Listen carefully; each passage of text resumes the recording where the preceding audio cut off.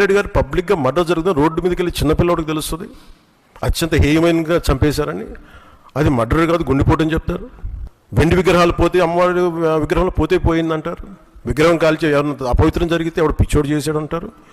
ఈరోజు కల్తీ జరిగింది మాట అసలు కల్తీ లేదు, ఇది పూర్తిగా మాకు క్లీన్ చిట్ ఇచ్చింది అంటారు. దీన్ని బట్టి మనం అందరం అర్థం చేసుకోవాల్సింది, ఇది వీళ్ళకి దీని మీద గౌరవం లేదు. వీళ్ళకి 7 కొండల వాడికి 2 కొండలు చాలు అన్న ఆలోచన విధానం నుంచి పుట్టిన వాళ్ళు ఈరోజు ఏ స్థాయికైనా దిగజారగలరో ఇది చాలా ప్రస్ఫుటంగా మనందరికీ తెలియజేస్తూ ఉంది.